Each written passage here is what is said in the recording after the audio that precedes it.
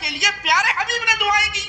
رافضیت کے پیسوں پہ پلنے والا، ایران کے ٹکڑوں پہ پلنے والا یہ جانور صحابہ کے بارے میں اپنی زبان گندی دراز کرتا ہے. اور اس دور میں کہ جب شیعہ نعوذ باللہ قرآن بدل رہے ہیں، حدیثیں بدل رہے ہیں اور اصحاب کے رسول کو سب کیا جا رہا ہے، اگر ہم ان حسن پاک، حسین پاک، فاطمہ پاک اور علی پاک، ان چاروں سے فرمایا آنا ہر لیمن ہار، میری اس سے جنگ ہے جس سے تمہاری جنگ ہے، میری اس سے جنگ ہے جس سے تمہاری، وانا سلم لیمن سالم، میری اس سے صلح ہے جس سے تمہاری صلح. اس حدیث کا کیا کرو گے؟ فرمایا تم جس سے جھگڑو میرا اس سے جھگڑا ہے، جس کا تم صلح کر لو محمد کی اس سے صلح ہے. حضرت امام بخاری کو حضور پر نور امام اعظم ابو حنیفہ سے وہی نسبت ہے.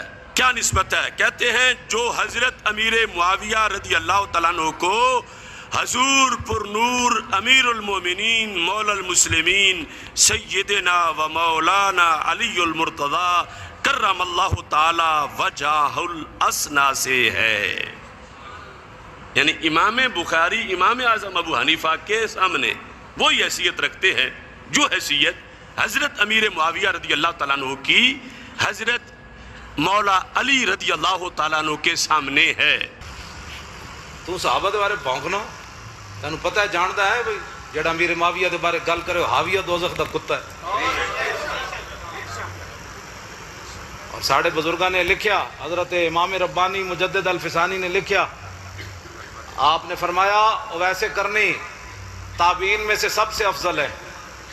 آپ نے فرمایا کہ ویسے کرنی خیر التابعین ہونے کے باوجود واشی بن حرب کے پہلے مقام کو چھو بھی نہیں سکتے.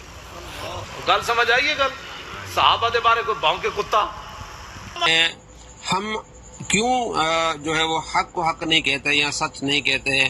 یعنی کہ آپ کا کہنا کا مقصد یہ کہ ہم ڈنکے کی چوٹ پر یہ کہیں کہ امیر معاویہ جو ہے وہ گناہ گار تھے اور حضرت علی رضی اللہ تعالیٰ عنہ حق پر تھے. ہم کہتے ہیں کہ حضرت علی رضی اللہ تعالیٰ عنہ حق پر تھے اور امیر معاویہ سے خطا ہوئی، لیکن اس کو کہتے ہیں مشاجرات صحابہ.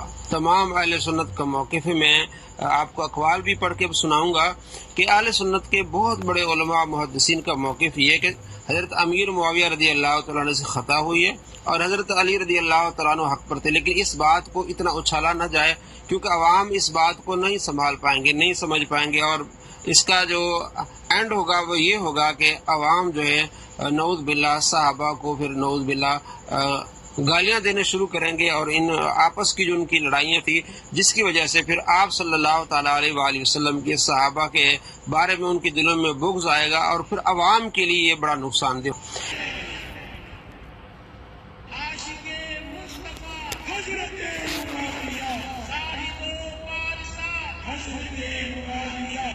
انصاف پہ قائم رہے، جو صحیح بات کسی کی بھی ہے اس کو صحیح کہیں، اور جو غلط بات ہے کسی کی بھی وہ غلط کہیں.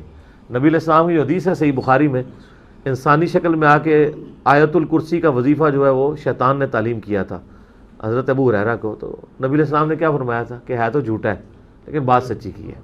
یہ ہمارے نبی نے ہمیں یہی سکھایا ہے صلی اللہ علیہ وآلہ وسلم کہ جو بھی سچی بات کرتا ہے اس کی سچی بات کی تصدیق کریں. کتاب الاوائل کے اندر اور سلسلہ حدیث صحیحہ میں البانی نے لی ہے کہ نبی علیہ السلام نے فرمایا میری امت کا پہلا شخص جو میری سنت کو بدلے گا وہ بنو امیہ میں سے ہوگا. اس پہ شیخ البانی لکھتے ہیں کہ اس سے مراد وہ شخص ہو سکتا ہے جس نے خلافت کو ملوکیت میں بدل دیا. نام نہیں لیا نا انہوں نے امیر شام کا، کیونکہ بنو امیہ میں تو وہی ہیں. حضرت عثمان نے تو اپنے بیٹے کو نہیں کوئی نامزد کیا، حضرت علی تو ہیں بنو ہاشم میں سے، تو حضرت علی نے کوئی ایسا معاملہ نہیں کیا. اور نبی علیہ السلام کو پہلے یہ چیزیں دکھا دی گئی تھیں. مسند ابی شعلہ میں صحیح سند کے ساتھ موجود ہے کہ نبی علیہ السلام نے اپنے ممبر کے اوپر خواب میں حضرت ابو ہریرہ، آپ دیکھیں حضرت ابو ہریرہ کے بارے میں آپ لوگوں کے یہاں بڑا پایا جاتا ہے، خدا کے لیے حضرت ابو ہریرہ کی جان چھوڑ دیں. حضرت ابو ہریرہ جیسا محب اہل بیت کوئی نہیں ہے. آل امیہ کے دور میں ہوتے رہے، وہ انڈر پروٹیسٹ چیزیں بیان کرتے رہے. یہ حدیث بھی انہوں نے بیان کی ہے کہ نبی علیہ السلام نے اپنی وفات سے چند دن پہلے ایک خواب دیکھا. مسند ابی شعلہ میں صحیح سند کے ساتھ ہے، شیخ زبیر صاحب نے بھی اپنے مقالات میں نقل کیا ہے 6 جلد کے اندر.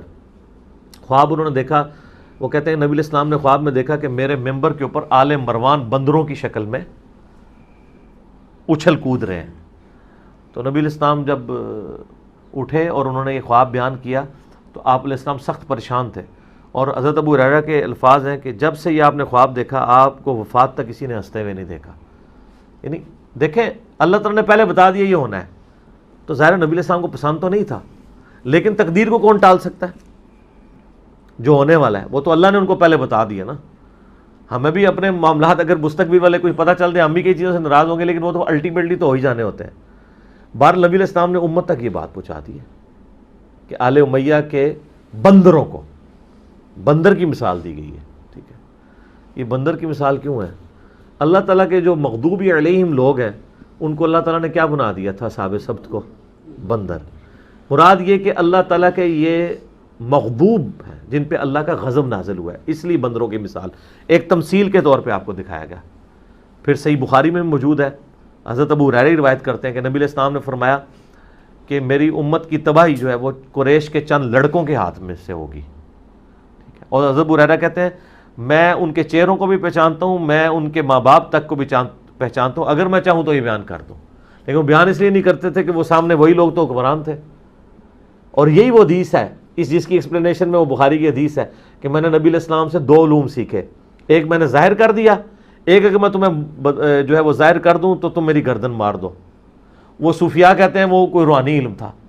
نا, روحانی علم نہیں تھا, یہ ساری شیطانیاں جو ہونے والی تھی یہ نبی علیہ السلام نے بتا دی تھی کہ میرے بعد امت کے ساتھ یہ کام ڈلے گا. ابن حجر اسقلانی نے خود یہ ساری باتیں نقل کی ہیں کہ امت کے ساتھ یہ ہوگی جو ہے وہ شیطنت آل امیہ کی طرف سے. بیسیکلی یہ بتایا گیا تھا ان منافقین, یعنی وہ ان سے جو اس قریش کے ان لوڈوں سے جو تباہی ہونے والی تھی وہ حضرت ابو ہریرہ رضی اللہ تعالیٰ عنہ کو بتائے گی. وہ دوسرا علم یہ تھا, پہلا علم تو کتاب و سنت کا ہے, دوسرا وہ ہے تشریح ہے. ہاں 2 پیالے 2 علوم. تو وہ پھر دوسرا ان کو پھکی دیتا ہوں کہ اگر آپ یہ کہتے ہیں ان 2 پیالوں یا 2 علوم سے دوسرا مراد روحانیت کا علم ہے تو پھر آپ کے تصوف کے سلسلوں کے امام تو حضرت ابو ہریرہ ہونے چاہیے. نقشبندیہ, قادریہ, چشتیہ, سروردیہ میں حضرت ابو ہریرہ کہیں ہے ہی نہیں ہے, حضرت علی ہے. تو یہ وہ ہیں مراد, انہوں نے ایک مس لیڈ لوگوں کو کی ہے. پھر اسی حدیث کی ایکسپلینیشن صحیح مسلم میں ایک حدیث ہے کہ حضرت ابو ہریرہ کہتے ہیں نبی علیہ السلام نے فرمایا تھا کہ میری امت کی تباہی جو ہے نا قریش کے اس قبیلے کے ہاتھوں ہونے والی ہے. کون سا؟ آل امیہ. ٹھیک ہے, تو صحابہ پوچھتے ہیں کہ اگر کوئی ایسا معاملہ ہو تو اس وقت ہم کیا کریں؟ تو آپ نے فرمایا کاش میری امت ان سے الگ رہے.